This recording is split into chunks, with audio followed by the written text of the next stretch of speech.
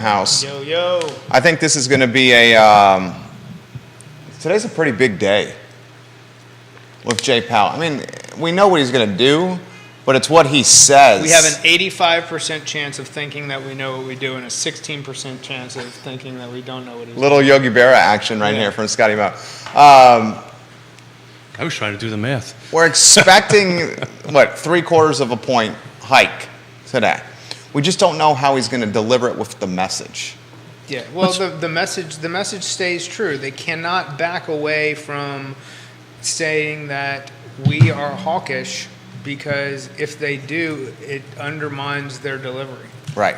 Exactly right. It's always. So you're saying it's going to be pretty hawkish message. Keith, please jump in. Yeah, it's always the message. It's always been the message, right? You know, most over the history of that, most folks, we kind of know that the folks in the know at least approximately what it's going to be.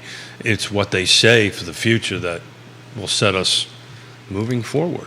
We got the Wells Fargo team, and I'll get to this story, but an executive from Wells Fargo says we should just rip the Band-Aid off, and he made a strong case yesterday for a 150 basis point hike. He said just do it all at once and let's get this bejeebus over with. That's because they want to get to easing faster. Yeah, that's right. That's right. Yeah. That's right. So, I mean, so the you know, and Jerry's 100% right. What we're seeing right now is nothing like what we've seen, at least in my 35 years of being in the business and so forth. So, but it's helpful to go back and take a look at some rates. But, you know, that's what they did to get us out of the 80s. They just ramped it up real. Well, that's what Wells Fargo wants. Yeah. We got a lot to cover on today's program. I see the questions coming in. That put us in shock, though. Yeah. Well, I mean, I think we got the question is it a fast shock or is it a slow bleed? Yeah, but to your point, at least at the housing end of it, 87, 2000, whatever it was, it's nothing like it is now. Yeah. And so, you know, nobody knows. Questions I see coming in. I know everyone is feeling a little uncertain right now and vulnerable. Give the show a like and a share. We're going to rock and roll here in T-minus 5 seconds. Judah Wickow, are you feeling fresh over there? Bill McChesney, Wild Bill, hello and welcome to the program. Judah's always looking fresh, always ready to rock and roll. Questions, we will relay them, as many as possible, on air right now. We understand where everybody is at, and I see it with the commentary coming in. Judah, things look great over here. We can rock and roll when you're ready.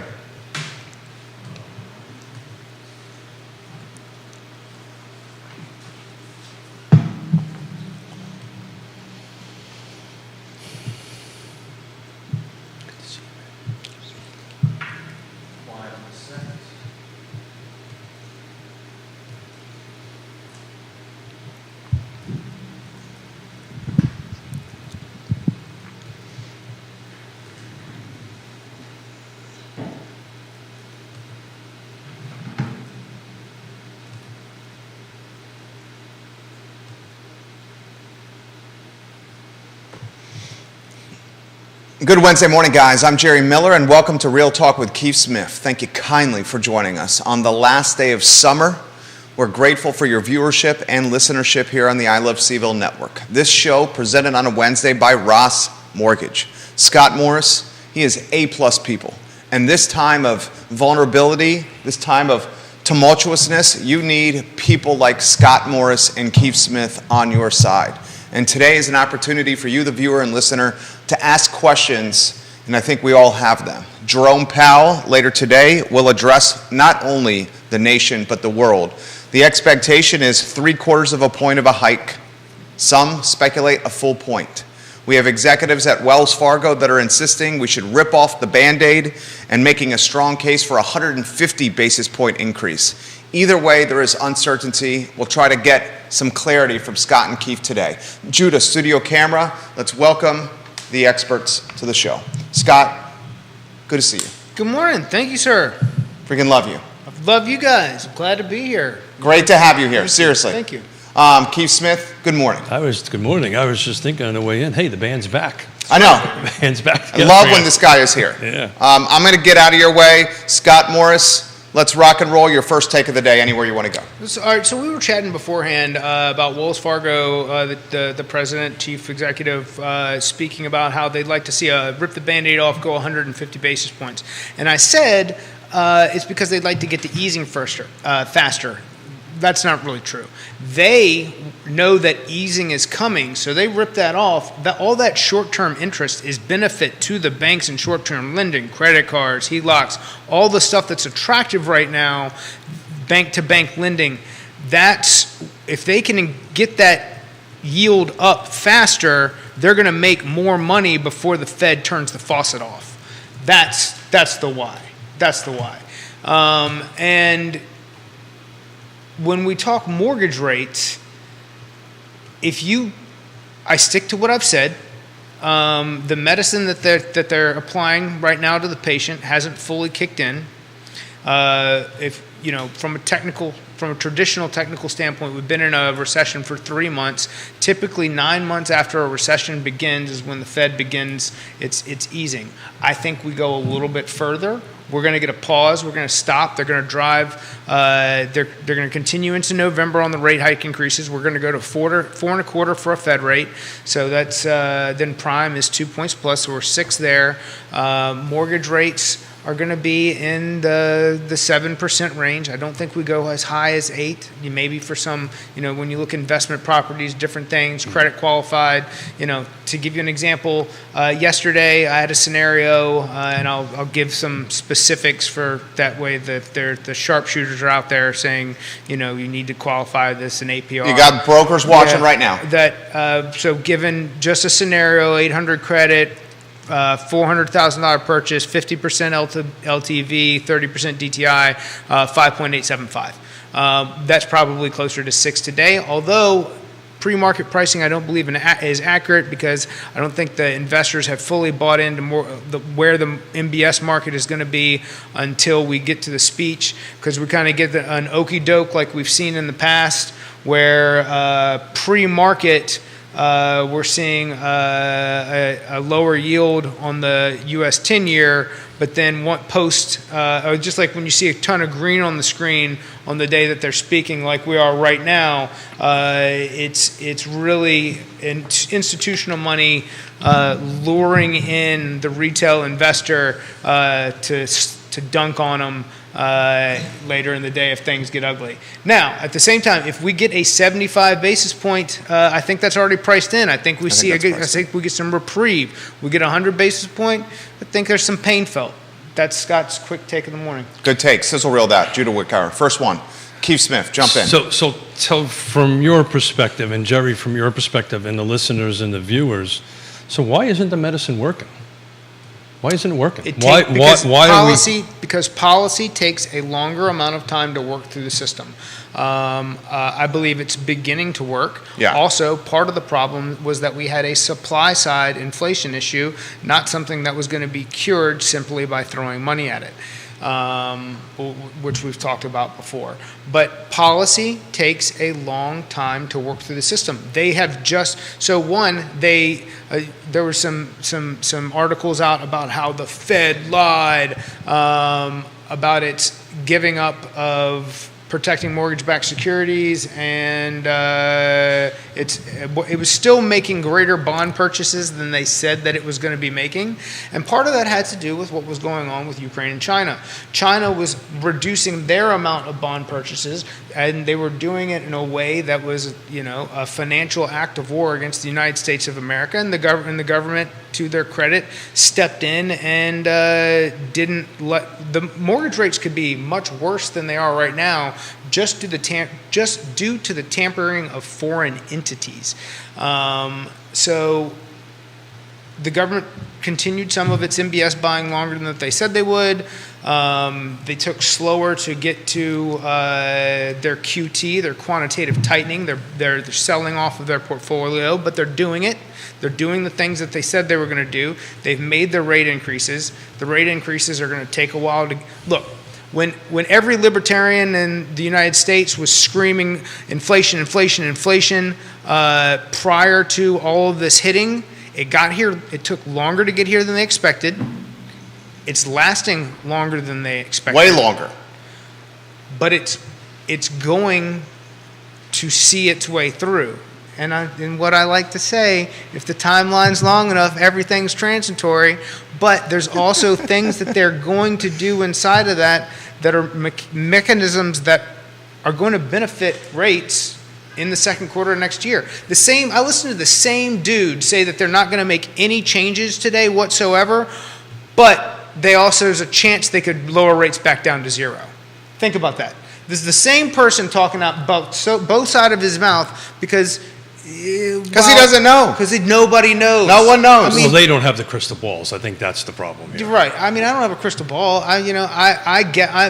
But you've been consistent. I've been consistent. I got off the phone with a very close friend of mine. He runs a $10 billion mortgage company. I'm maybe light, maybe 12, 14. Matt, I don't know. I'll qualify that later. He's probably watching. But he generally gives a watch to at least the beginning of the show. Who 100% agrees kind of with where my mind is as far as what we think the future looks like based on data, based on decisions, based on how things look. So what's the key driver to inflation right now? Is the key driver to inflation people just going out and spending money? So that's starting to stop, but what we're starting to see is there is a true cost. So I think some of these corporations effed us a little bit early on in their price hikes before they were seeing actual pain points from supply chains. Now that they are eating into their margins. So maybe it was a early hedge to say we know this is coming, but they certainly were posting billion-dollar profits before their Bingo. supply lines were causing them problems. Yeah, Comments coming fast and furious. Keith Smith. Yeah, that's a little balance sheet mumbo jumbo and all that stuff. But in the street, what I'm seeing anyway is that I think all this cash everybody saved up, they just kept on buying and buying. That cash and is buying. gone. That cash is gone. Well, we had the same problem that we had in 2019. It was a national storyline, and this time from August to December of 2019, the storyline was the Americans have no savings. They are credit loaded, paycheck to paycheck. This is a nightmare. What are we going to do? What do? We get into the pandemic. We pump everybody checks. They've been more flush than they've ever been, and now all of a sudden we're starting to see credit reportings again in a lower amount of savings. So the reason I agree with your analysis on that is I think you're going to start seeing. I think this bump, this 3/4. Another half and another half by the end of this year. It's all tied to credit cards, home equity. My credit card that I'm using is now all of a sudden super expensive, and I'm sucking out cash.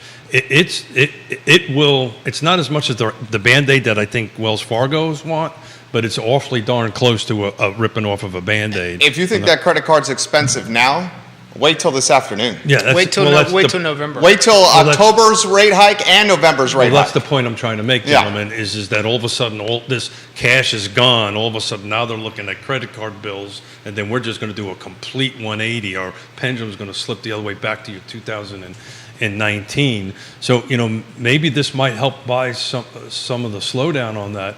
But, as Jerry quoted a number over here, nationwide, we're up year over year, 7.7% nationwide. Now we gotta put context around that. Sure. Home values 7.7% year over year. Right. Sales volume Down. The amount of transactions year over year down 19.9%. That's exactly right. So we can't just do the 7.7% without the 19.9%. I had one of my biggest months of the year last month. I was going to go there second, but thank you for jumping in. So we're 19.9% down. Comments are coming in for you specifically. This is from a family. Jerry, don't use our name. We just purchased our house and we locked in a rate over 7%. We felt stung by that, but we did what we had to do. Well, I wish you would have called me, and we could have possibly had you in a better situation. But at the same time, why don't you email me, message me, smoke signal, whatever you need to do, and when rates fall because you're going to get so there's your mortgage public knowledge. You're going to get 1,000 things in the mail, email, everything. They'll be sending smoke signals. No, well, before the shift, about what your options might be. And what I am telling you is that in the second quarter of next year, we are going to be in a rate environment where that 7 should hopefully be able to be a 5 or a 4. And let's talk about it. Another question for Scott Morris. Grayson, we love when you watch the show. Scott, how high will they climb? Will they eclipse 8 this year? I told Jerry on the phone when I told him I was going to show up today. I said I came to beat up your Facebook post. Are there people who are going to be in the 8s, possibly, depending on credit? Depends on the borrower. Yeah, some of that's going to be on the borrower credit profile. Let's go good credit. Good credit. I mean, I don't think that. I think that we don't get out of the 7s. I think and high 7s with good credit. So all right. So part of it's going to depend on what the bond market really thinks the Fed is going to do based on timeline and jobless reports. So I think we could get a little reprieve. We get 75 bips. I think we get a U.S. 10-year that reacts positively, at least in the short term, and we dip back down from, I'm pricing a lot of stuff right today, depending on how things are looking this morning. Investor into, we also got to get through this freaking election. Part of that has to do, there is enough tied to instability with policy that has investors act like there's a taper tantrum, that there's a negative reaction to every move, given that there's the amount of possible volatility we face due to that. Are you saying are we gonna touch 8 this year? With good credit? I'm saying with credit, no. I'm saying with good credit, no. 7.25 is your number that we get to. It's good credit. It's how much cash you're going to bring to the table. Loan to So value. much cash to the table doesn't. Just because you're putting more down, if you put 20% down and now you've got no mortgage insurance, you're actually getting a worse price rate than you would with the mortgage insurance in place, because the investor at least then has the protection if you default. So I mean, we're not talking a huge number here. We're talking less than an eighth, or just a number 50 bips in points possibly. Your daughter's watching in Seattle. Keith Smith. Actually, she's in Palmyra, Virginia right now. Oh, she is. Okay. Yeah, she just hit the like on the show. She flew in for Mom's 80th birthday on Saturday. So. Fantastic. Tina, happy birthday! In case you were watching, or that message can be delivered. Mom, happy birthday! I will try to slide in there and say hello in person. Please. Kevin Yancey, Waynesboro. He says this. I'll call this right now. Good credit with money down. You're going to see 8.5% to 9% in Q4. Man, did they smoke that good stuff over there, Kevin? You're saying no way, Jose, to that. I'm saying it doesn't go. Yeah, I'm saying we're not. It's not enough of them. We're not talking. Look at what. All right, we moved 2 full percentage points from 3 to 5, or let's say 3 or 2 and 2x. From March until now, and the U.S. 10-year doubled. Right. I'm saying the U.S. 10-year goes from, the 3.3 it was a couple weeks ago to 3.75. Dang, dude, this guy wants to put skin on the game. He said, Scott, I will bet you a bottle of bourbon on this. Let's say he'll take that bet. This guy does not, man. But let's set the stage for the bet right now. All right, I'll help set the stage. We're going to we'll put it at 8.5% as the over-under. 8.5% is a push. Okay. Anything under 8.5% by close of business Q4, Scott Morris wins. Anything 8.5% or over by close of business Q4, Kevin Yancey wins. Is that the bet? Primary residence, 720 credit better. Okay, there you go. Dude, this is resonating. Beth Marcus, the Queen of Farmington, says you better specify the brand. Other people are in on this bet. Kevin Higgins wants to double down here and take this action here. You got multiple people here. Let's specify the bottle of booze. Let's set the terms right now. So it's going to have the credit. You're writing this down, Smith? Okay, he's writing this down. Credit score is what? 720. 720. Primary residence. For primary residence, we'll go conventional, 30-year. 30-year fix. 30-year fix. Uh, Money down. we'll go 10%. 10% down, Yancey. Did you just say 10%? 5%. Okay, you want to go 5? I'm good 5 or 10. Either one, they're going to price about the same. Call it 10%. Call it 10%. You got Kevin Higgins wants the action as well. Are you we willing have to take Kevin Higgins' action? I'm willing to go 2. We'll go 2. Okay, now let's specify the booze, the brand. What do they like? What do you, Yancey and Higgins? What kind of booze brand are we talking here? Are we talking Buffalo Trace? Are we talking Angel's Envy? Are we talking Eagle Rare? Something how final, about like how many Fridays or whatever do I got to be parked in front of the liquor store in a lawn chair? Is my can we make it something that we can get our hands on? Okay, what kind of booze do you want to bet, Yancey? You started this. So I have a bottle of Buffalo Trace. I will donate that to the bet. Okay. Okay, so you're going to contribute? I'll contribute to the bet. Okay, he's got Buffalo Trace. All right, so we're going to call it Buffalo Trace. Kevin Higgins, are you taking this action? Put a yes. It's a 750 liter. A 750 milliliter bottle. Yeah. Kevin Higgins, give me a thumbs up. Kevin Yancey's already locked and loaded. Yancey says, make it simple. Crown XR. You can find that anywhere. Perfect. Nobody All right, drinks it's that Crown. Irish Thank you. I blended now say stuff my anyways. Buffalo Trace. Okay, Keith Smith wrote down the specs in terms of the bet. So primary residence, credit score 720, conventional 30-year fixed. We settled on 10% down, right? 10% down. Okay. That's a hell of a bet right there. Jamie Turner, welcome to the program. Dude, people are loving the program right now. So you got, we need to pick a date here. well, What was close the of date? business Q4. Okay, close it. So we're talking December 31st. Yeah. December 31st at 5 p.m. December 31st at 5 p.m. That's a great freaking bet. And you know why that bet is great? Because that's not that far away. That's a legit bet. That ain't that far away. I love it, Yancey. I love it, Higgins. I love it, Beth. I love it. So let's change that date. Kevin Yancey wants you, Keith, if you could, to DM the specifics.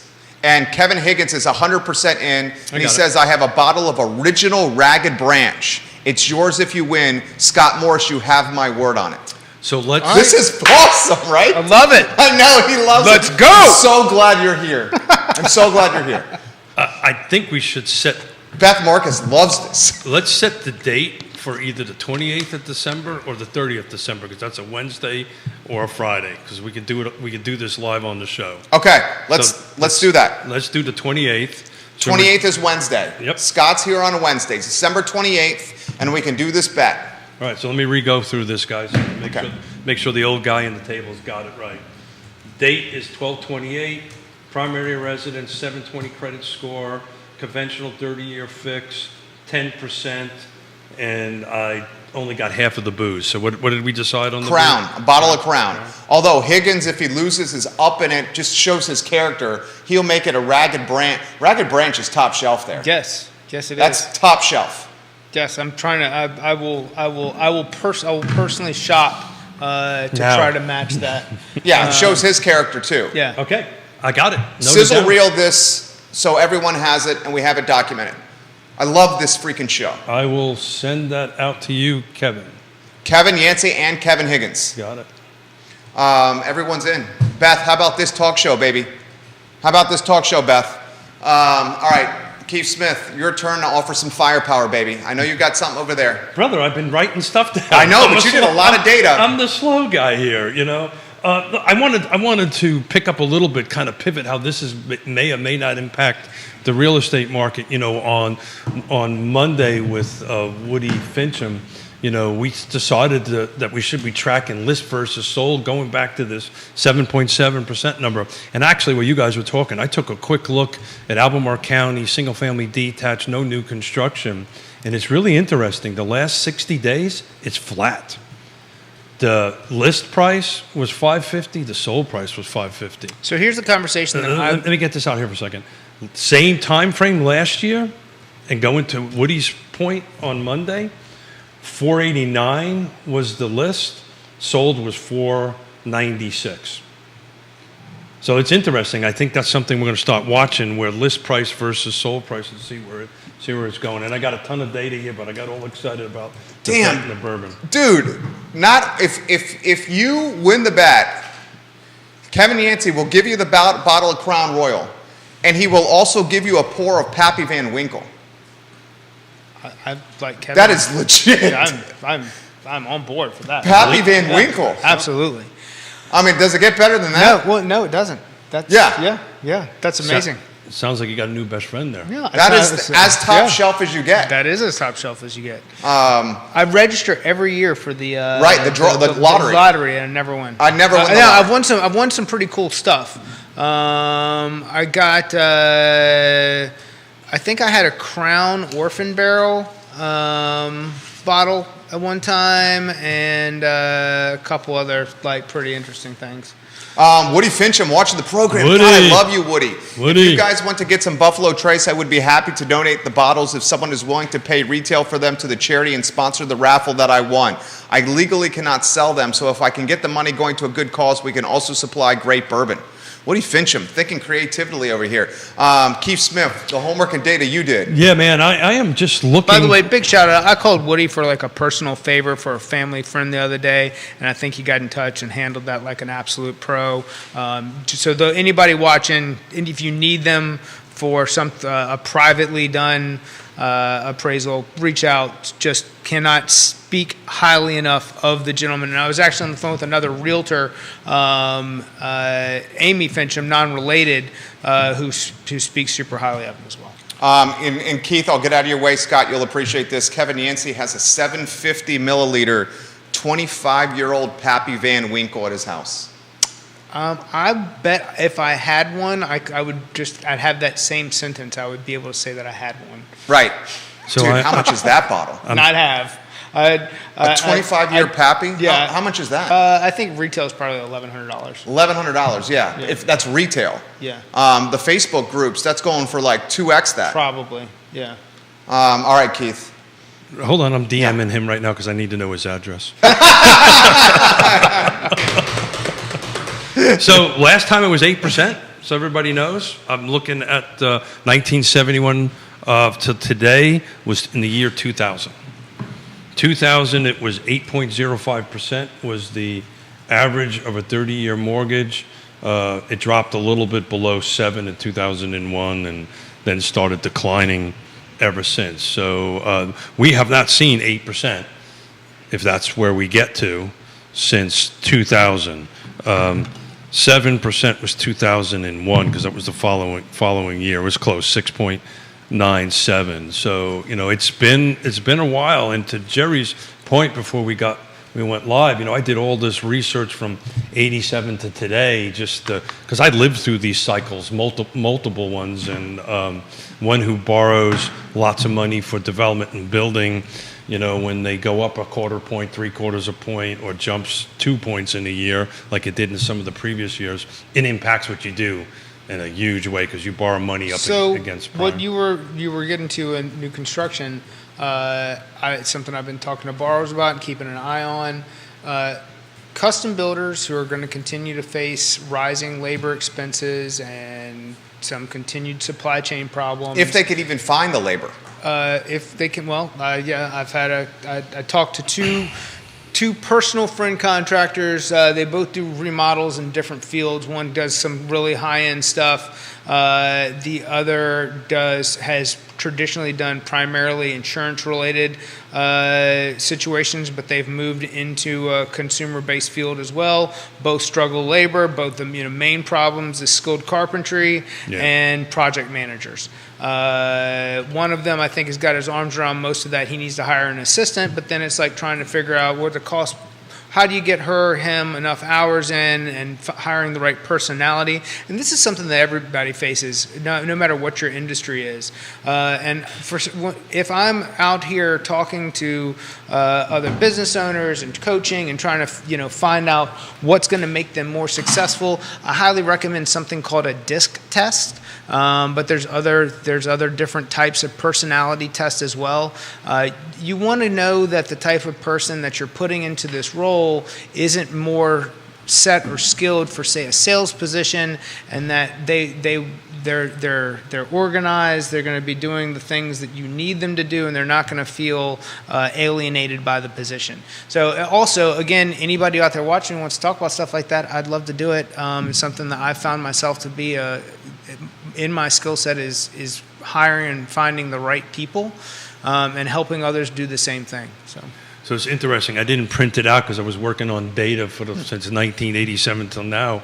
I skimmed an article early this morning because I didn't get a chance to do it. Housing starts were up in August. And what I skimmed over somehow in that tangent that I took. The second part of that is? The home builders who have homes in the ground Yeah. expect to see discounts. Yeah. Home builders that don't have specs sitting expect those costs to continue to stay flat or rise. So it's funny you should say that. I'm working with it happens to be a cash client, but I'm working for a new construction cash client, and we are laser focusing on stuff that's in the ground. That's right? what They're it not should be. specific. They don't care what neighborhood they're in. They just want new construction. And we're having conversations about, hey, I'll finish the basement for free. Right? So we're back to what that was before, but you're spot on. But if you want something built in Jerry's subdivision or your subdivision, that number's climbing. Home builders have been pulling back in the face of falling demand, but there was a small bump in single-family Yeah. housing starts in August, according to the U.S. Census. Yeah. That may have been due to a brief drop in mortgage rates which sparked more interest from buyers, but building permits Are down. which are an indicator of Are future down. construction, Yeah. fell dramatically as mortgage rates were expected to rise again. That's CNBC today. And that's what I was going to get to in the second half of that comment. But start, stop, but permits done. So permits are down, to your point, on that end of it. They're trying to complete what they've started, and they're offering discounts, but the permits are going to go out. Plus the product type that they're permitting is changing very much so back to townhomes, and multifamily is rocking. I had 2 phone calls on the way in. Hey, find me some 1031 dirt. I want to do some multifamily. It's rocking. That's the next interesting, bubble. and That's the next bubble. What's the next bubble? That multifamily. Why you say that? They're overbuilding. You're saying there's too much multifamily? They're too much. Explain multifamily to viewers. So on this. multifamily apartment complexes, Yeah. right? Not duplexes or something. Those are single family attached units, but these Because they got greedy when those rents got crazy. well, they got greedy. Some of those projects were, That's true. And the pipeline forever. Yeah. So I know a little bit about this. Yeah. This is your wheelhouse. All of this what we're talking about is in everyone's wheelhouse on the show. But it took 6 years to get to the point that they can put a foundation in the ground out in Fluvanna in a project. So that's the problem. It takes forever. So that's the bubble, right? So people are trying to put stuff in a project right now. So I'm going to help Jerry buy a piece of dirt to go ahead and do a multifamily project. You got to buy that dirt now. You're not going to build on it for years down the line. And this all you got to do is look at everything from. Can they change them into condos? It depends on the jurisdiction. That's if they what could, the that's- villas at Southern Ridge did, where I got I'm one. telling you right now, And that's they crushed. Yeah, that was and the same thing with, help me out, And- gentlemen, what's the one across from? Hessian Hills? No, Barracks sir. West? Hessian Hill did it. I'm thinking of the one by the hospital by the train tracks. Somebody help me out on the feed. behind Buffalo Wild Wings, No, sir, right across from where, oh God, Maya. right across from Meyer. On right. West Main. Right behind the railroad tracks, right over there. Come on, help. Why am I help drawing me. a blank on I that? know I When am I too. said Buffalo Wild I've Wings, so- I didn't mean Buffalo Yeah, Wild Wild Wings. Wing I meant Cafe. Wild Wing Cafe. I've sold literally sold dozens of I'll them. find that. I'll find Yeah. that. Condo So- complex. God, I should know that too. My point being is, if But they did that. If they can put condos in Fluvanna County, that not only does that goes to solve an affordable housing problem, Walker Square. Thank you, Walker. Yeah. but Yeah, that had a tumultuous history. It started out as condos, went to apartments, went back to condos. Here's the struggle with that. So if you and the 3 of us get together and build this building, and we're starting it off as yeah. the ownership thing becomes an issue, right? yes, And yeah. as everybody at this table knows how that math works, and so that was what Walker Square. They were okay because they still owned enough of it, 51%, and they just converted. They bought out everybody that. Well, that's was what in- Bart Fry did at the villas at Southern Ridge. Correct. Still controls it. But that's what happened. So my comment, and I literally have a client that's looking to do that, and I said, look, I think you need to really look at this closely, because if it goes flat, And if we're in a jurisdiction that isn't going to be that easy to convert, you might be stuck with something here. So anyway. You got, let's go to John Blair's comments. Yeah. Okay. John Blair is just a fantastic guy, friend of the program, and smart dude. He says this, and John, I sincerely mean this. I say this all the time on the show. You not being in Charlottesville, working in City Hall, is our loss, because you are A+. That's what happens when you don't listen to somebody. Everyone should listen to John Blair. So he's got multiple comments here from LinkedIn that we're going to get to. Jerry, the 10-year Treasury closed at 3.55% yesterday. Given a risk premium, an equity is going to need to offer 4.8% return, price appreciation, and or dividend to be more attractive than throwing your money into a bond fund. Given that equities look poised to take a bath, you're 100% correct about buyers putting their money into real estate, the cash-rich buyers. The play for anyone with cash right now who wants a better return than the 10-year is real estate. Those who have been sitting on fat stacks are about to hoover up some amazing deals on the real estate market. I agree with that. He also says this, one other thought on this. If you purchase your home before 2020, when prices skyrocketed due to the pandemic, and you secured a fixed rate or refinanced at 4% or less, that feels like it may become a dividing line in American society in terms of wealth. Given home price appreciation since 2020 and the money you save on a mortgage compared to a 7% or 8% rate, you're talking what, $300 a month for a $400,000 or more mortgage? And that's not even taking into account reinvesting the mortgage payment difference into an S&P 500 index fund. I truly believe that in 5 to 10 years, economists are going to look at America's wealth-based gap on a pre or post 2020 home ownership with fixed rate mortgages. So if you've been listening to... Damn good.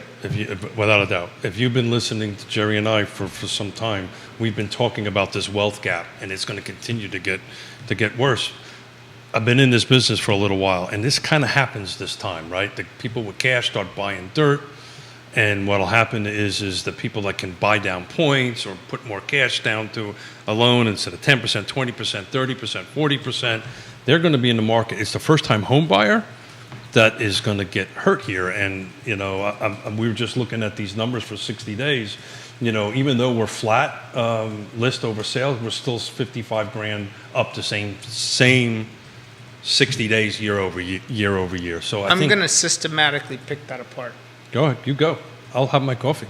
I love it. I love when you do this, dude. You're bringing it today. You've missed this. So, in that statement, when we look up the amount of appreciation that these homes made that are somewhat paper appreciation between 2020 and now, I own several properties. So you're saying that's paper value? Really? So as we see rates go up, appraisals will start to flatten, and we're not going to see some 10% fall. I think there are areas that will. Oh, we're saying the same thing then. Yeah. But when we talk about the number of people in America who have those 4 or sub-4 mortgages, who have now, which I've spoken on, more credit card debt, less savings. The average time that the American is inside of a mortgage, I don't care how long you're in your home, what the first-time home buyer stats are, I don't care about it. The average time that they're in the mortgage, so whether they sell or refinance, is 10 years. So the people who were in a great equitable position, who then get themselves into some form of financial problems, next year, not 2024, not, forever from now, inside of the next 9 months, rates will be back into a 5 to 4 range. At that time, you're going to see people who jump back into cash out. Let's pay these credit cards off. But more importantly, for the first-time buyer who got in, who, to his point, I don't know if we talked about it in that quote John had, but the difference in total interest payments on a let's say a $400,000 loan, $400,000 loan, 230-year fixed, 2.875, $230,000 in total interest paid over the course of the loan. $450,000 at 6.25%, 7%. So we're talking about double the amount of interest. That's over the entire term of that loan. Inside of the first 10 years, that's significantly less. And inside of the first 2 years, these people have the opportunity to get in, and I hate this Facebook trending bullshit, date the house, date the rate, marry the house. But the point is, if they have kept their credit up and they have sustained equity in the home, they are going to refi out of that loan in the first 24 months. I just either was lied to or inadvertently talked a buyer out from someone in Keith's team because he sent me a fee sheet from another lender that had done his previous mortgage. And I said, look, my guy, you're paying 2.5 discount points to the tune of $10,000 to get to a payment that you're comfortable with. If you can mentally commit to making the payment for the next 12 months, you are going to refinance this loan. It's a VA loan through an IRRRL, through an interest rate reduction refinance loan that you are going to give me. Basically, it's a no document. I can prove if you've been paying and you haven't lost your job. Don't have to prove anything else. With low closing costs, we bring you back down into whatever the lowest possible thing is available, and we move you on. You haven't lost 360 payments. You haven't lost 30 years of your life there. You haven't doubled from $285,000 at the 2.875 to $450 at 6.25%, 7%. You're in for a few months, and then you get back into a manageable zone that you can decide what you want to do with your life from there with. And to follow that, if you are someone who has the ability, as we go into, we see more days on market, we see more properties with concerns, you go in and I've got builders that are already set up for all the FHA 203K stuff. We go in, we make a 203K purchase, we get the work done and closed. I start the clock for 7 months from now, because 7 months from now, we're going to refinance at that new value and pull all that mortgage insurance off that you've been paying through FHA. There are so many opportunities right now. I'll throw this to you. How sophisticated is average Joe or average Sally homeowner when it comes to they're sophisticated as they're trusted as advisors. Okay. So the guy who got the let's go dump $11,000 of your money that you're never going to get back needed a second voice. And if that second voice made him go, you know what, man, F it, I'm not doing this right now. You don't feel bad for I don't feel bad. Yeah, I understand that. And you and I are very similar mindsets. I also have to emphasize this because I've learned this from Judah and I've learned this from my wife. The average Sally and the average Joe does not read the contracts. No.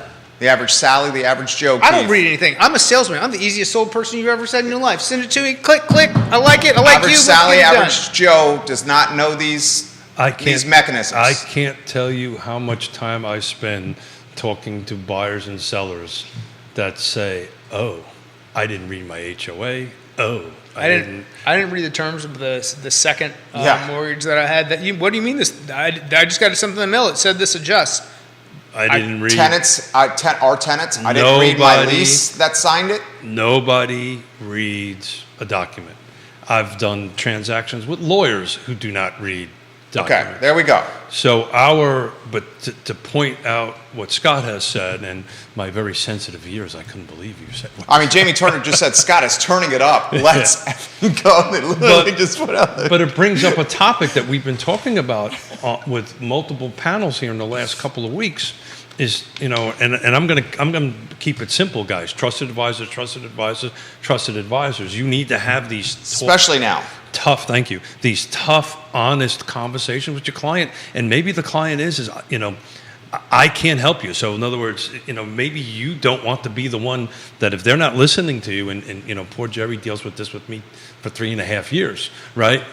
Sometimes, you don't want to listen to your trusted advisor, and then you have to say, I'm sorry, I can't help you. It's not about the commission. It's not about the closing of the deal. It's about developing the relationship, because you want that person to come back and Well, the message I delivered. That's why you're good, Keith. The message I That's why delivered you're to good. this guy was, I was like, you sent me an email. That's the saying, reason I sent them to you, Yeah. because they needed to hear the truth. Can you beat this deal? I said, look, here's the deal. What you're sending me is So what's the pretty deal? good for what it is. Yeah, and they sent me that also. No. The point I was trying to make, the deal is not necessarily a deal. A good deal on paper may Right. look this way, I said, but that's not a good deal. I don't care if because- you work with me or take the advice that I just gave you back to the guy that you've already worked with in the past and have them, see what he thinks about that. But bottom line, if the guy said he didn't want to move forward, his original trusted advisor had to have said, well, when you put it that way, that makes a lot of sense. I was on the phone, and I'll leave the name out of it, with a pretty well-heeled local investor, real estate investor, who works with other real estate agents and wanted my opinion on some city property. And I gave it to him. I said, look, if I was you, this is what I would do. I wish you all the luck in the world. If I can ever help you, let me know on that end of it. And he'll take that information, go to his guy or gal and go ahead and do that. But I just built a relationship, and this very influential real estate person called me, okay, I need you to tell me what the skinny is. And that's what you just said. And that's why we throw people to you all the time and say, okay, look, these people need to hear the truth.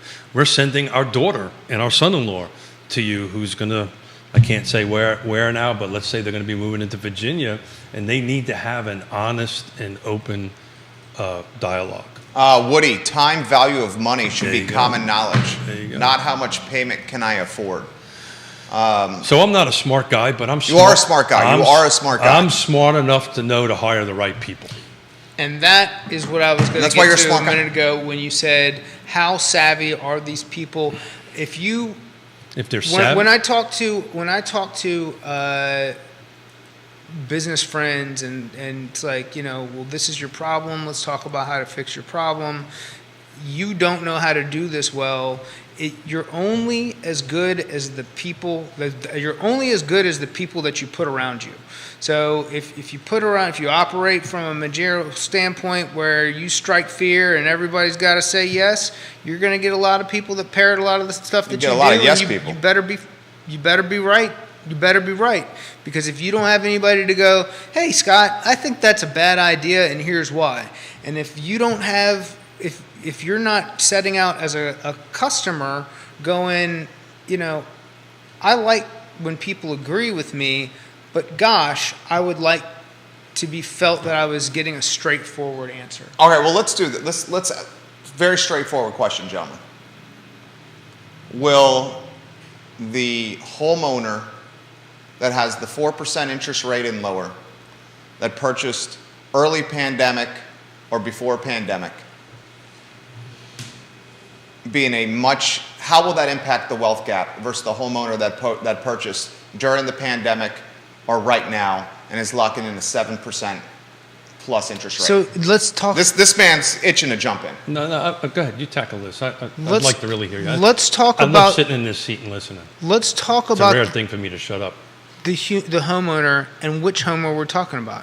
Are we talking Let's about? let's go one house. One house. I Yeah. know, but I'm gonna give you one house, Yeah. and then I'm gonna talk to you about all the different people who own the house. Okay. So let's talk about a rancher purchased in the county as a move-in for a first-time couple who so they purchased at 280. They got a rate of 3%, and they've been able to save and accumulate, but now they're having one too many babies to stay in that house. Is that going to put them in a better position than the same couple who needs to try to get into the housing market now when they have the ability to capture, they've been there 2 years, the equity from that home and move into their move up, and the person who's now buying that house for $350,000 to $375,000 is at a higher payment, a higher principal balance, all of those things. Does that make that difficult for them? Yes. Yes, that's going to make it more difficult for them. But it's provided a lot of opportunity. Now, do you have the couple that moved from their McMansion to $400,000 one level that solved all their problems and gives them the extra for their grandkids? So where is that? Right. Mrs. Smith, I'm about ready to get your lead here. That was 2019. They bought that in 2019. But they have no intention of capturing that equity or coming out of. They're never going to step out of that mortgage. But they want to travel more than they don't care if they want to live by Keith's motto of I'll keep borrowing the money and the government can take the debt when I die. I literally told Pop that. You love it. I love it. I We love literally it. told Pop that. It doesn't go to the kids. No. Screw him. It doesn't go to the kids. No. No. Okay. No. It Depends on the asset that it's tied It depends to. on the asset. It depends on how you got it structured. Yeah. It depends if you have it in a living trust, which is we actually have our homes in a living trust, and that's a Different topic. show. Yeah. That's an ERPI show Yeah. if there ever was. Right. If there ever was one. No, but the conversation I had with Pop because his truck is dying. I said, "You're 84 years old. Go buy a new freaking truck. Yeah. And go get an 80-month lease. Yeah. Go, like, a 80-month warranty. yeah. You die, screw him. That's what I'm saying. They're not coming. They're not coming to the family for the. But he won't do village. that. He won't do that. And he Because keeps he's on dumping money. So stubborn. Oh, yeah, well, he's Bob. Irish. So, there's no He's a sense being Smith. Irish if you're not stubborn. And he's a Smith. And he's a Smith, so, and a fireman, which makes it worse. It was funny, I was, as you guys were talking, because I'm the simpleton here, I kept on going to Sesame Street, man. Cookie Monster is my favorite character on Sesame Street, and they have this thing goes, which one of these things is not the same, right? So I'm thinking as you guys are talking, and I'm looking through all the data. So this time today, again, I'll keep on asking this question: what is it different than what has happened before? Is it we're under? Is it economics 101, right? According to Dr. Yoon, NAR's chief economist, we're 5 million. You talk to Lisa Steravant, which is Bright's chief economist, it's 3 million, but we're a number of units short. Millions. And the builders are now walking back new construction, right? I mean, can you blame them? Well, no, this is what happens. Yeah. If you really want to know the trends. So he's saying this is going to compound. That's the point I'm trying to make. Yeah. This is going to compound and make it even harder for that entry level buyer. But I think your question, Jerry, was, I'm ready to move up. Was the question, right? I bought it when it was 2% or whatever, and they didn't listen to us that this is the new norm, not the new norm, and they're going to go sell. Where are they going to go? Is that the question? I mean, that's one of the questions. It's how does it affect the wealth gap? How does it affect the wealth gap? Is the premise. Yeah. So what it does He's is basically saying if you have a 4% and you're in a house and you can stay in that house at the 4%, and to Scott's point, they don't stay in the house the full life of the mortgage. But John's saying if you can stay in the house at the 4% rate, and the person next door to you is basically the same house at a 7% rate, 7.5% rate, that's a delta of 3 points and change. The person with the 4% rate can take that savings and dump it into a index fund, and they're growing their wealth, where the 7.5% right next door is paying their mortgage. So what happened in the last 2 years is probably never going to happen again. It never happened since 1987. It is not going to probably happen again. Never going to happen. This run up. What's going to happen is the consistent 3, 4, 5, 6%. Europe is moving out of a negative rate cycle that they've been in for almost a decade. Yeah. Well, that's very different reasons, and It's all the same reasons. Well- They need to combat inflation, and that they need the. well, what got them there is the regulatory and the social system, which is very, very different. Very true. But look, the point I'm trying to make. You said 10 years, right, in a mortgage. NAR. Max. Yeah, NAR is just up to getting close to 10. It's roughly 8 years that folks stay in it. So people are turning homes, and they're turning homes. So Jerry's point is, I'm buying here at 3%. I built up some equity, right? I'm going to sell it. Or what? Or Hold do on you to it. not sell it? Yeah. So back. Because the question is, and we're doing this now. Yeah. So. Do you sell and go to 7 Yeah. when you got 4 and it's just good enough. Yeah. Pretty good. How Well, we're going bad to save do you that want I mean, I want it bad, but we don't have to do it. it? That's not the point. I mean, it's 5,200 People make brick em- Georgian. People make emotional-based decisions and they rationalize them after the fact. That's very true. Real estate is always, we're talking numbers, real estate is, as long as I've been doing it since 87, it's always been emotional. It doesn't matter if you're buying a lot, your first home, or a multi-million-dollar transaction. There's always emotions tied into it. I think the question is do I sell now?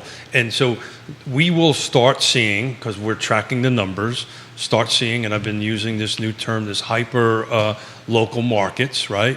Where certain localities, we did this, I think it was Buckingham on Monday, That right? stats scare the hell out of me. Yeah, so you're gonna start seeing this. What scared you about Buckingham? Listen to that. Yeah, You had I think I wrote the number down somewhere, Jerry. You give me 2 seconds. And Buckingham County, we're talking actual sales values, not just sales volume, but the values of the homes are down a scary amount. I didn't write it down. I can quickly do a lookup, but I got a friend of mine bought his house for $50,000 in Buckingham. say that again. I've got a friend Say of mine. Buckingham again. The country is coming out right in now. Buckingham. Will you look? Yeah, I'll go ahead and do that, but let me finish this. It was thought. double digits, wasn't it? It was double digits. Yeah. Down. It was the only jurisdiction. So back to Jerry's comment on Monday. What's available now versus what was available then? That I can't do. There was a lot of I new can- construction projects that went in. I think that number's skewed for a lot of reasons. Why take new construction out? Okay. I specifically do not use new construction because of that very reason. It skews the DOMs because they're at zero. I always do new construction Okay. independent, Okay. Independent of this. I love you. I don't mean to be. No, he doesn't mind. Bring the hammer down, baby. But Jerry's comment that we were talking about the other day, which was, we got this balloon. I use a rubber band, right? We got the balloon, a little bit of air's coming out, hissing a little bit, it's adjusting. But you're going to start seeing this rubber band, I think, in our market, take a pear shape, right? Well, and maybe Scott should, throw this to Scott. And Jamie Turner asked me to bring this up on Monday's show, and I thank you, Jamie. And this was the comment, Scott, that if you got a house on a street that sold at the beginning of the pandemic for, call it $500,000, then you got a house on the same street that sold at the end of the pandemic for $650,000. Isn't the house that sold for $650,000 at the end of the pandemic in a potential vulnerable position? It's not in as advantageous of a position, but I think a lot of this is based on this fear that we've got this cliff ahead of us. And I don't think it's a cliff. I think it's a slope. I think we're going to lose some value. This is not the Sun Belt. I will ring the bell that we live in an insulated area No doubt. for a lot of reasons, that we will not see the same national average pain here, but we will see a decrease. But I think that's it. It's just not. Of all our jurisdictions, with the exception of Buckingham, everyone went up. Even Nelson? Even Nelson. Volume went down. Yeah, Volume went we're down. talking price points here. We're talking But price as- point. And that's to go back to my comment of the Cookie Monster, which is my favorite. As days on Nobody market really played increase- with me I on like that. the Cookie Monster. Thank you. As Thank you. days on market increase, that's where we start to see our I've plateaus. never really actually seen him eat a cookie, though. You notice that? I mean, just Crumbs gets it all everywhere. over. Crumbs Yeah, goes all over yeah. the place. It's like my son. When I do that, the whole thing is when your son does that, it's really cute. When an old dude does that, oh, that's sad. That's sad. I was having cookies with Yvonne and Yona last night. I was doing Oreos because I was going to ride a bike ride, so I had to have my Oreos and cookies, and I was getting it all over me. And my teacher daughter goes, yeah, I teach 5-year-olds that know how to do a better job than I. And to the point I was making, the home on the street that sold for $500 at the beginning of the pandemic, the home next door that sold for $650 at the end of the pandemic, and then the home on the same street that's 2 doors down that is now having the price reductions that wanted the 650 and is now trading somewhere between 575 and 600. The home that sold for 650 in the midst of the pandemic, the peak, is in a vulnerable spot. But to Scott's point, the national trends that we are getting bombarded and manipulated and brainwashed with may not necessarily apply as dramatically to this So area. that's why you because have of the to watch university. this show. That's why you Hyper-local. You have to be hyper-local. And I've added an extra thing to my normal speech, right? It's location, price, features, conditions, and timing. This is what we're talking about, timing. Yeah. And then the sixth one, which I got for a little trouble with, which I'm going to continue to do it. Who's on the other side? Relationships matter. And that spread's not as big in your cookie cutter neighborhoods as it is like in your when you say that street and you name those prices. To me, that rings more true of a bunch of colonials that are in different shapes. I'm seeing it in mine. Well, you've got okay, but are we counting old neighborhood, new neighborhood? I'm not new construction, although the new construction. No, I'm talking. Yeah. You know, there's the Different there's styles. the cottages Yeah. versus. Oh, I'm just talking like not the cottages or the And the you've got Scottish. but yours isn't cookie cutter still. You've got a vast variety of like. You got wow, brick Georgians, look you got at the- hardy planks. Look at the 50-foot scaffolding they're Yeah. doing on this $2 million. He's talking addition, custom. remodel. Yeah, Yeah. On existing homes, there's a ton of like people doing some amazing stuff out there. Those homes. I'm not calling that cookie cutter. There's too much not That's a fair point. matchy. That's a fair point. It's very custom. Keith is going to highlight Jeff Gaffney here. I know we work together. Just having my coffee. You talk. Is it Monday, my friend? It is Monday, and we're going to, by the way, Buckingham value was down about 12% 12% year over year. year over year. Yeah. That doesn't scare me. But the number, right, is like 172, right? So these are affordable from an affordability perspective, but they've gone down, and oh, by the way, the spread right now, so the spread was on par in 2021, meaning list versus sale. We're about $20,000 off in that. So, but you're going to see this rubber band come back in there. But it's interesting. I'm excited about Monday's conversation because I have some personal history with that particular neighborhood. Right. I built the first custom home in there. Actually, I think you worked on that home. Did you work in Glenmore? Oh, you Yeah. never worked anyway. There's- I paid you, but you didn't There's work. a pretty right? Is good that how there's that a works? pretty good chance that I could have worked there and don't remember being there. But I paid you though, didn't I? Yes. That's what I thought. Yes. You remember what street it was? Was it Darby? Had to be Darby. That was phase First, one, right? First come in right. Yeah, it's Darby. Darby, yeah. It's Yeah. a brick home. A great client was a retired brick mason from England, and the brickwork on the home is That's a great street. unbelievable. But I remember then and the history of that particular project. Roller coaster. The neighborhood. Which brings back to the conversation we always have, you know, why does a storefront just doesn't work no matter who's in it. So you'll find certain subdivisions that all of a sudden are really good. They're going to start coming down. Certain jurisdictions like Buckingham that was really, everybody was going there on it as this work at home starts melding a little bit to a 50-50 split or whatever it happens to be. You know, they're like, oh, and then Jerry will quote a quote. How many people were not satisfied when they purchased their home? 70%. 70% according to the National Association of Realtors. People who purchased their home during the pandemic, 70% of purchasers are dissatisfied, bitter, or unhappy with the purchase they made. And that's because That's because it was craziness. Well, or they didn't listen to their trusted advisor. But I can tell you, we're very fortunate. Our tempo is picking up big time. It doesn't surprise me. I mean, you guys are talented. Well, we have the right people around us. And one of them sitting at this table with us. I can tell you what they're not unhappy about is the rate. Judah's nodding his head, yes, saying that. I'm just saying that's me.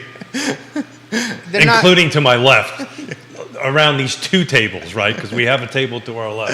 I think Why are you smiling? 70% Oh, number. you're going on vacation. That 70% number seems awfully That's NAR. That's NAR. okay. Yeah, so it's NAR, but when you got National Association of Realtors. Yeah, thank you. We can take a deep dive into it. I literally got the 170-page report on my laptop as on what I'm looking at. But it's, you know, it's certain price, certain age group. It's more the millennial end of it that hits that number. The boomer, not so much, right? But I will tell you, I mean, we love working with the millennials, and it's come around again. They're putting what I'm holding in my hand, this iPhone, down and saying, I need you to give me some advice. That might be something about the gray hair, but... No, it's because people are programmed not to trust the internet.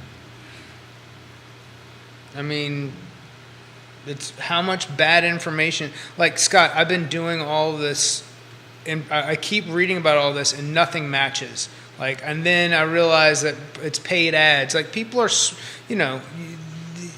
If they're a little bit savvy, they know what to look for. They become, the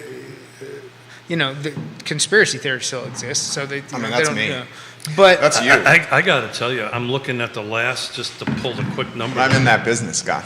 The last 7 days of sold and not full footprint, right? List versus sale is literally $100 off. Excuse me. $200 off. So you're saying they're selling for list price? They're pretty flat, yeah. So it's You're saying the price reductions aren't happening? Is that what you're saying?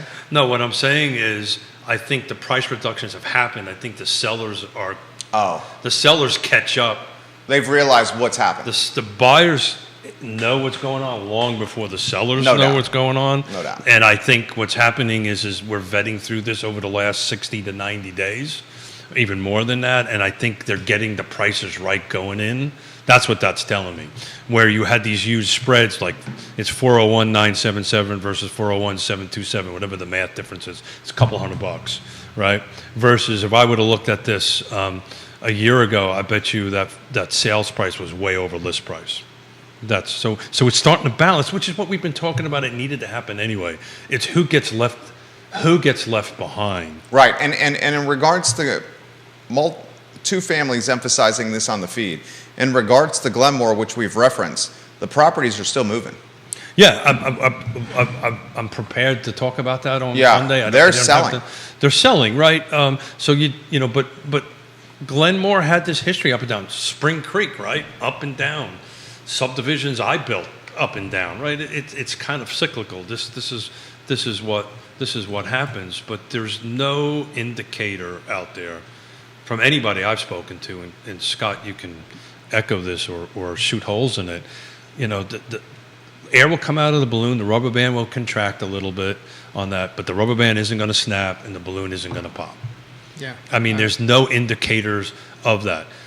It will impact the marginal, the most vulnerable of us out there. That's the reason I spend so much time on this affordable housing bodies I sit on. It impacts them tremendously. I know we're getting close to that time, so I'm gonna put her on blast.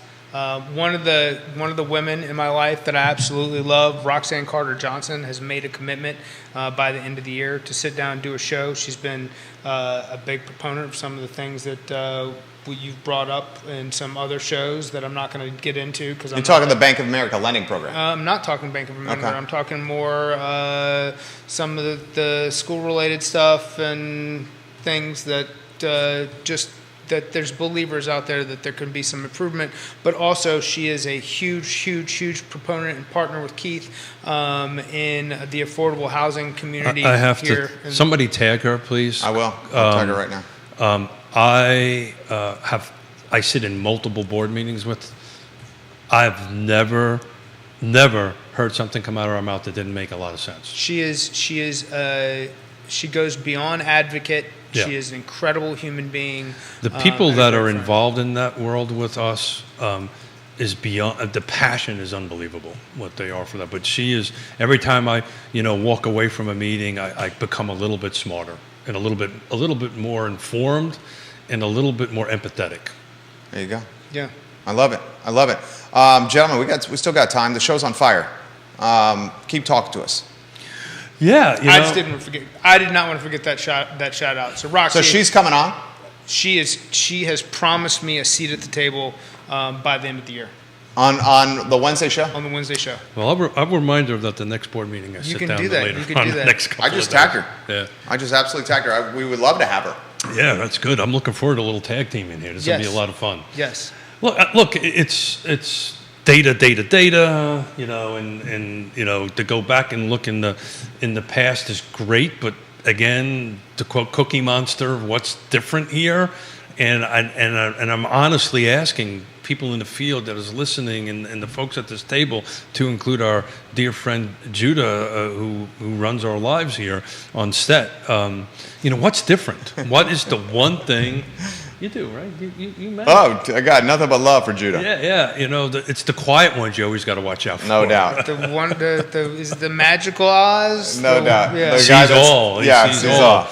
all. So what's different, right? What is different in what's happening? Because when you start looking at these run-ups, right, to something else happening, what is different that's not going to let that something else happen? Does that make sense? For sure. It's the fact that we don't have an oversupply of adjustable rate mortgages that are going to now the world economy may not support that, because outside of what we did in 2009, 2010, most countries, New Zealand had a huge housing boom. They're down 50%. Yeah. Their mortgages adjust yearly.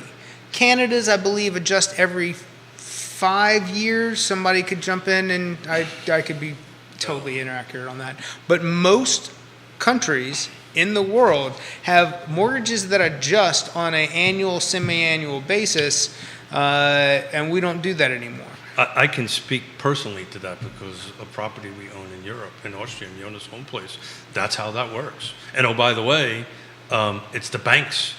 There's no mortgage brokers, right? It's all the banks that do that. And oh, by the way, there's no real estate agents because the banks do it on that end of it. It's a very unique system. That sounds like a dangerous scenario. It's Too weird. much power aggregated in one hand. It is beyond weird. And oh, by the way, there's no such an animal as a 30-year mortgage. Yeah, that's what I'm Right? saying. Yeah, there's no such an animal as that. Now, I think they're starting to change that a little bit, on that end of it, but it's interesting. So you guys offering clarity and a voice of reason for everybody. That's what you're doing. Yeah, And I'm you're telling- appreciated. Just stop watching the news. And watch. You know, Real Talk. We watch Real Talk. And I love Charlottesville. yeah. There you go. You know, nothing. I say this all the time. Nothing is as good as it seems. Nothing is as bad as it seems. That's right. And you know, the same. The NAMBA guy, the National Builder Association, they're starting to do some lobbying because they want.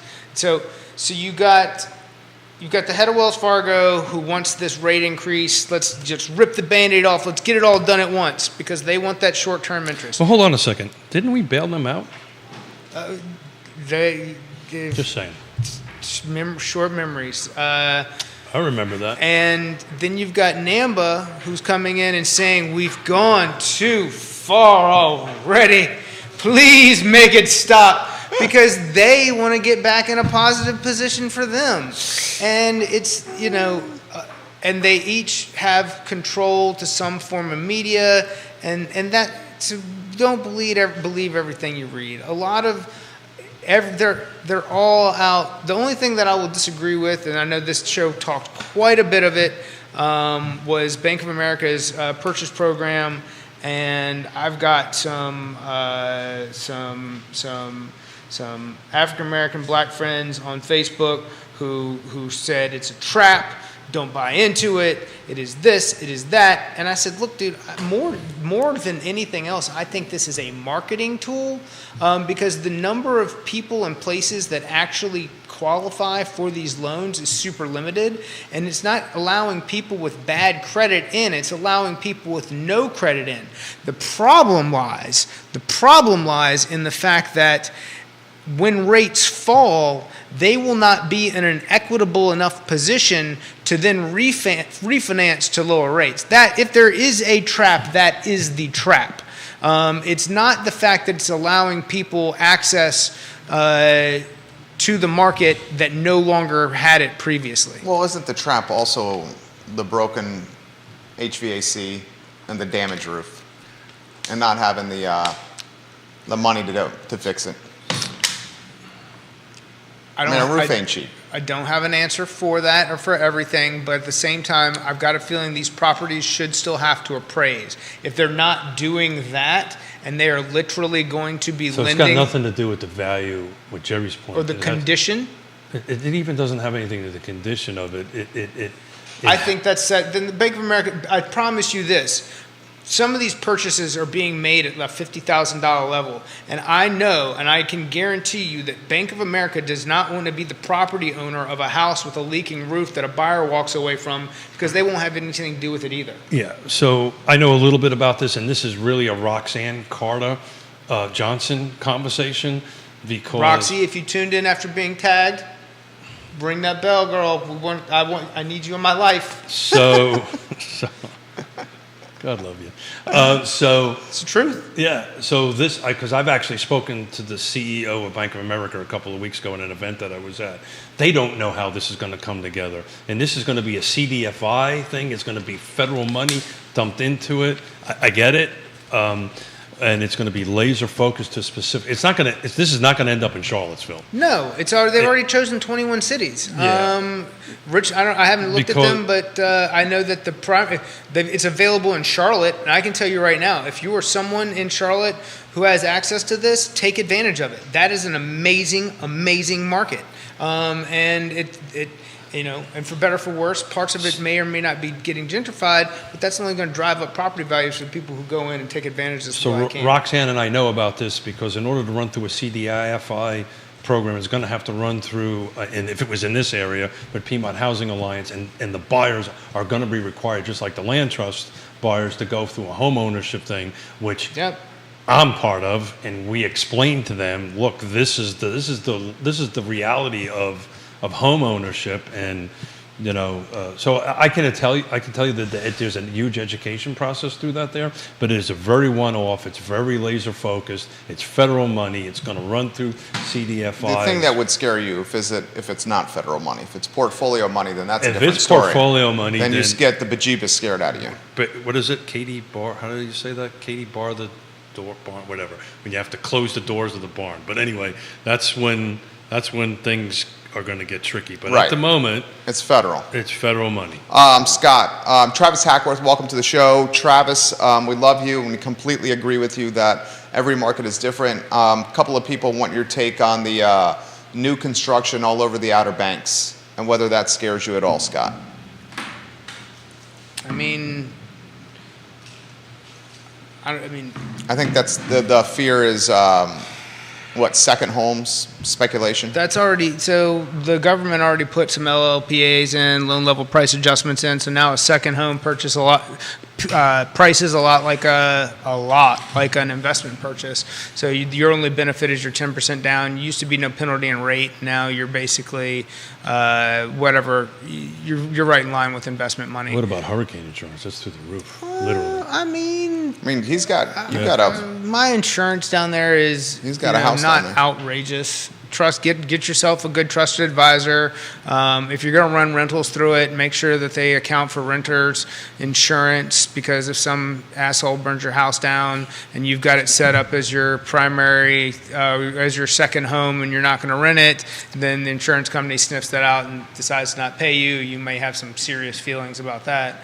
But that's good advice. and then there's some other things, like some people want to move these things into LLCs. I'd be willing to have like a non-publicly talked about conversation in regards to ways to do that to protect yourself. Because when you make that move, you technically call that mortgage due. So Right. it's not that it can't be done. People do it all the time. I advise against it. Well, but they I normally also do it up advise- front, though. That's the Then you it's a got to do it in commercial the purchase. Yeah.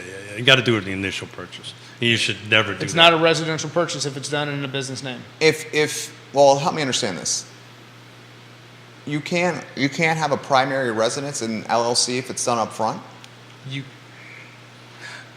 No. The answer, yeah. Really?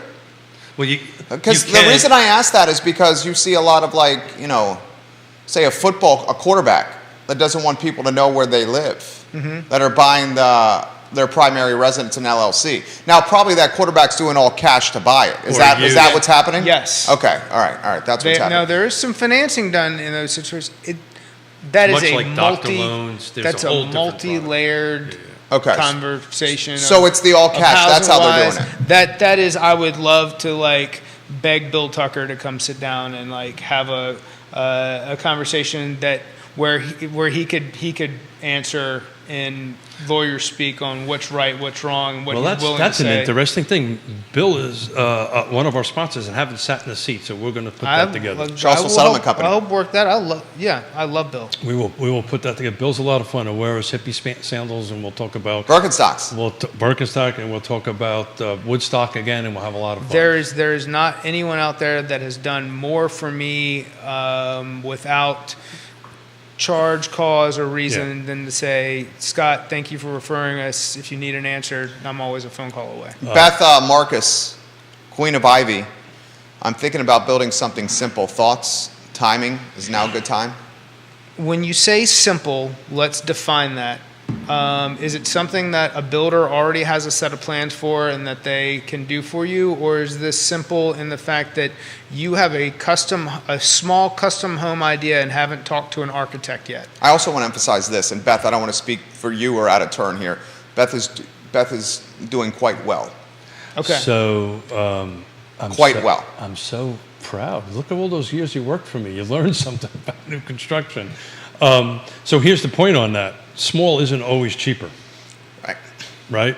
So if you go to an architect, then an architect creates a set of plans. You take that set of plans to 3 different builders. 2 of them won't answer the phone, and one says, look, I've never built this house before, and there's an amount of waste that I'm not going to be able to account for.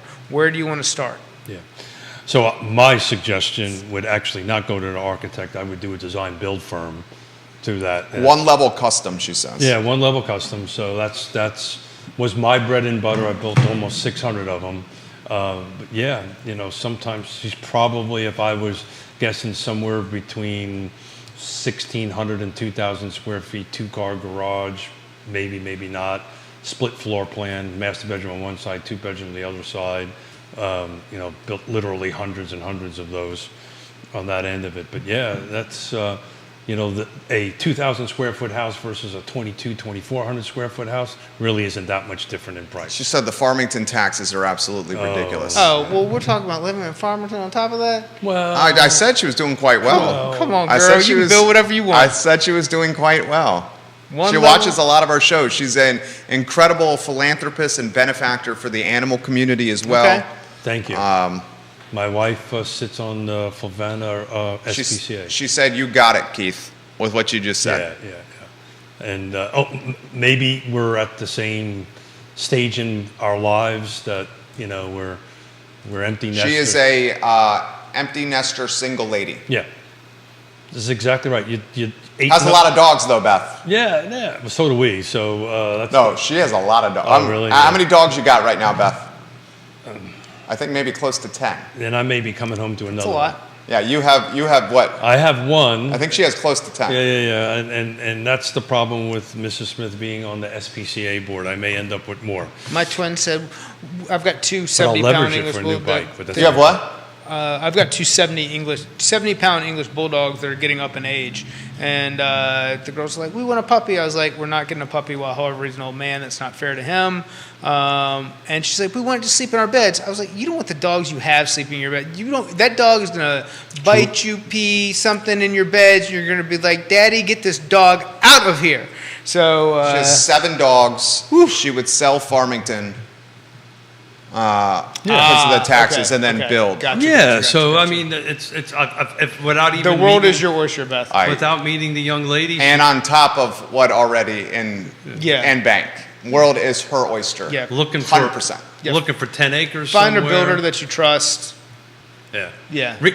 Reach out to me. I've got a couple of builders that I can turn you on to. But, 10 acres, 1,800 square foot, a little barn area for the puppies on that end of it. She likes the dogs in the house. Yeah, but you can connect the two. I built custom homes for people. Yeah, but that's- running shed, dog. yeah. You want to have dog wash station. Yeah. Like you could Build go, first, then sell. Puts that in perspective for you. Okay. Build first, then sell. Well, that's just smart. If you can fiscally do that, Already has a lot in Ivy ready to go. there you go. I love you, Beth. There Beth you is living the dream. Problem solved. Living the dream. You know what? You're a God year and bless a her. lot of headaches from I exactly mean, what you want. She gets God to do bless whatever her. she wants. God bless her. Look good for her. Yeah, Good for her. absolutely. Gets to do whatever she wants. This is a damn good show. Thank you. I'm glad to be here. Yeah. I'm borderline like on delivering a message about the absence, but I plan on having. We should do that at the beginning of the show, the next one you're on. Okay. All right. Yeah. I'm planning on having Tova Payne, one of my LOAs, who's worked as You wanna define what that is assistant for in the those that- past. She's LO. she's a loan officer assistant. She's a mortgage That's for next Wednesday, a right? mortgage advisor assistant. Yeah. She's gonna be standing in next Wednesday. She's super excited. By super excited, I mean scared to death, but she's gonna kill it. She's gonna be great. She's Your boy Jon amazing. Snow did well. Jon Snow is fantastic. You got a good team. So, thank Very you. much so. Thank you. I've worked hard to put the right people in place. I know you have. I know you have. And I've got Quentin filling in for me on Friday. And kind of like what you're going to share, I'll probably share after you. Okay.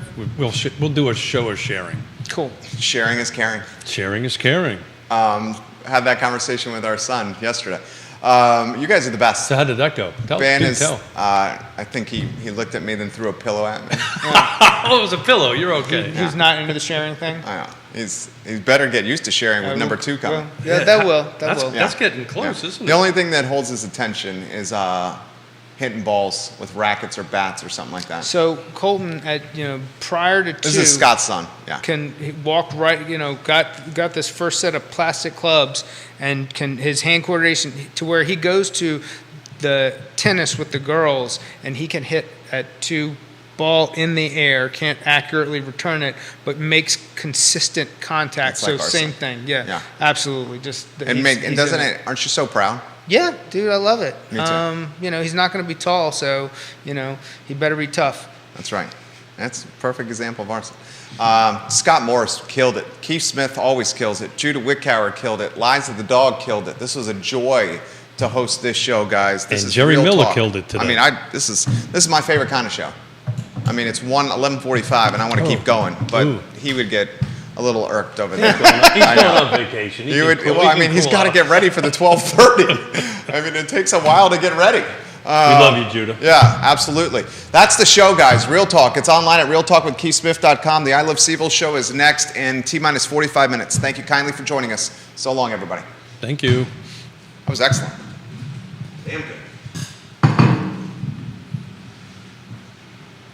Cookie Monster. Good job, boys. Thank you.